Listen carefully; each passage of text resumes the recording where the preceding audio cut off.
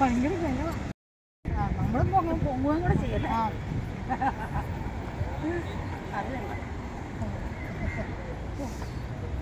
കൈക്കും നടുവിനും എല്ലാത്തിനും ഉള്ള ഇതാ അല്ലേ.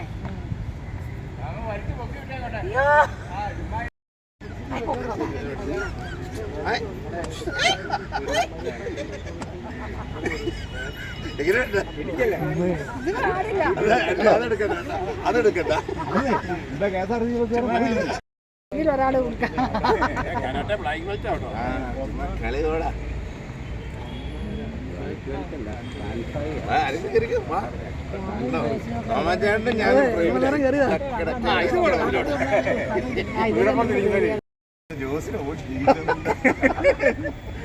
അതാ അത്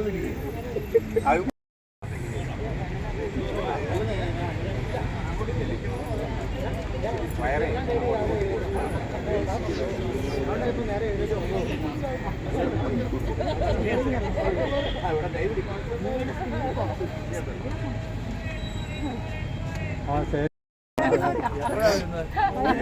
ഇവിടെ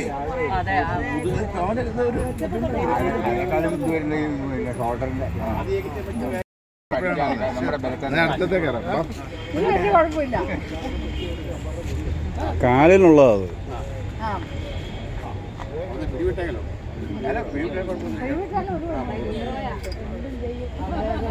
പ്രമേഹക്കാർക്ക് നല്ലതാ.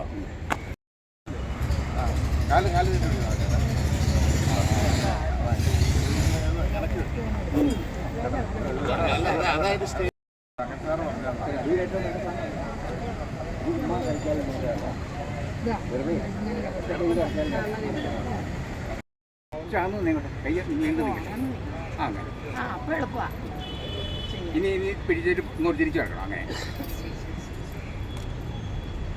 അപ്പോൾ നമ്മുടെ ഈ ഷോൾഡറിൻ്റെ വേദനയെല്ലാം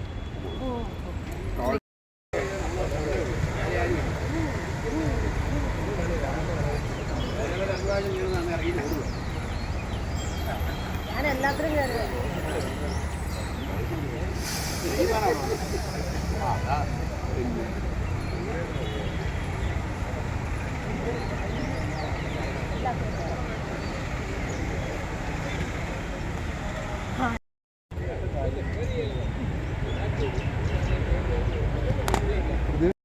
അങ്ങനെ പോയി അവിടെ കുത്തരുത്, കുത്താതെ കഴിക്കാത്ത.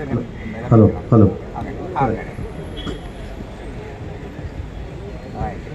സ്നേഹിതരെ, ബഹുമാനപ്പെട്ട MP ഉടൻ തന്നെ എത്തുന്നതാണ്. നമുക്ക് പ്രോഗ്രാം ഉടൻ സ്റ്റാർട്ട് ചെയ്യേണ്ടതുണ്ട്.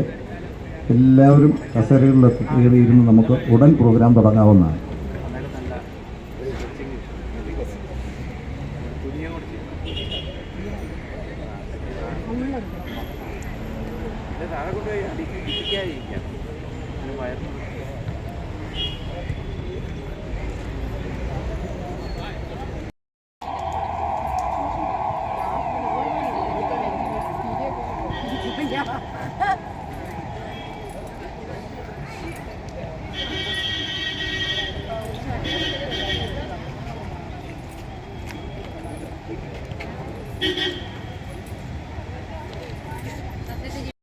മണ്ഡലത്തിലേക്ക് പല രീതിയിൽ കേന്ദ്രത്തിൻ്റെയും അതോടൊപ്പം തന്നെ സംസ്ഥാനത്തിൻ്റെയും പദ്ധതിയായിട്ട് കൊണ്ടുവന്നിട്ടുണ്ട്.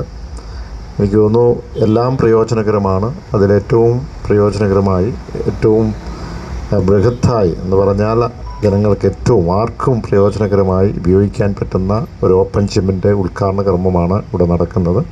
ഇന്ന് മനോഹരമായി ഈ പദ്ധതി ഇവിടെ പൂർത്തിയാക്കിയിട്ടുണ്ട്. അത് സൂചിപ്പിച്ചതുപോലെ നമ്മൾ ഇതെവിടെ സ്ഥാപിക്കണം എന്നുള്ള ചോദ്യം വന്നപ്പോൾ പല രീതിയിൽ വന്നു. RB പാർക്ക് വന്നു. അതിനുശേഷം നമുക്ക് അക്കരയിലുള്ള പാർക്കിൽ കുറച്ച് 5 സെൻറ്റ് കിട്ടിയാൽ അവിടെ ചെയ്യാമെന്ന് പറഞ്ഞു. പക്ഷേ ഏറ്റവും ആളുകൾക്ക് ആക്സസ് ഉള്ളത് നമുക്ക് ഈ സ്റ്റേഡിയത്തിൽ തന്നെയാണ്. അതുകൊണ്ട് തന്നെയാണ് ഇവിടെ നമുക്ക് പൂർത്തിയാക്കുവാൻ കഴിഞ്ഞത്. ഇതിനുശേഷം എനിക്ക് തോന്നുന്നത് കുറച്ചുകൂടെ ഇവിടെ 4 ലക്ഷം രൂപയുടെ മുടക്കി ഇതിൻ്റെ മറ്റ് ഭാഗങ്ങളിലെല്ലാം ടൈൽസ് ഇട്ട് മനോഹരമായി കഴിയുമ്പോൾ കൂടുതൽ എന്നീ സംവിധാനങ്ങളിലേക്ക് കൊണ്ട് എത്തുവാൻ കഴിയും.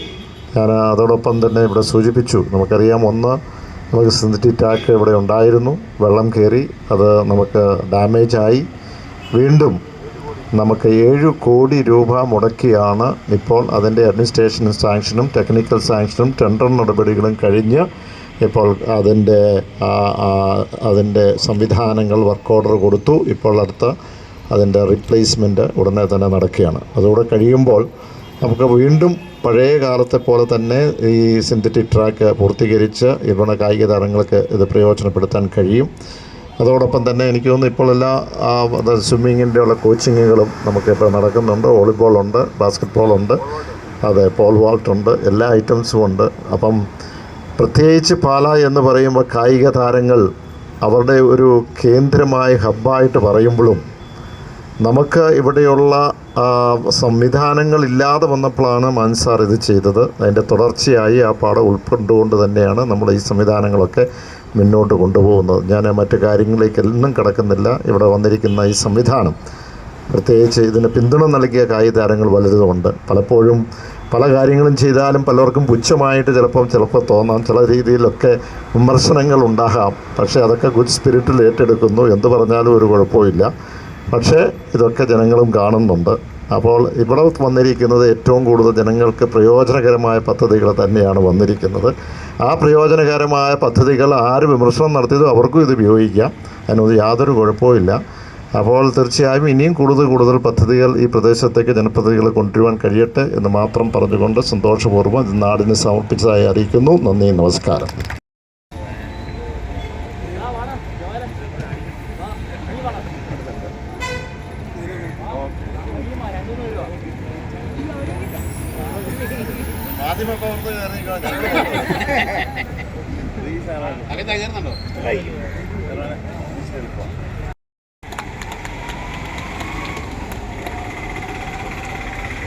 ഫോട്ടോ എല്ലാവരും കിട്ടിയോ?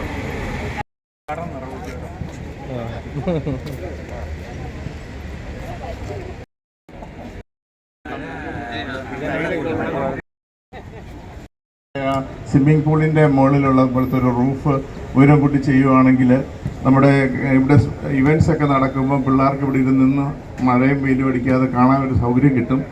തീർച്ചയായിട്ടും അതിനും കൂടെ ഒരു ഫണ്ട് പ്രിയപ്പെട്ട MP-യുടെ ഭാഗത്ത് നമ്മൾക്ക് പ്രതീക്ഷിക്കാം. അദ്ദേഹത്തെ വീഡിയോ ഒക്കെ തകച്ചി സാർ കാണിച്ചായിരുന്നു. അതുപോലെ തന്നെ വലിയ തിരക്കിനിടയിലും, കാരണം നാളെ നമുക്ക് സ്റ്റേഡിയം സമ്മാനിച്ച മാണി സാറിൻ്റെ 6ാം ചരമദിനമാണ്. അതുമായിട്ട് ബന്ധപ്പെട്ട് കോട്ടയം തിരുനക്കര മൈതാനത്ത് രാവിലെ തൊട്ട് ഒരു പ്രാർത്ഥനാ യജ്ഞവും അങ്ങനെയുള്ള പരിപാടികളാണ്.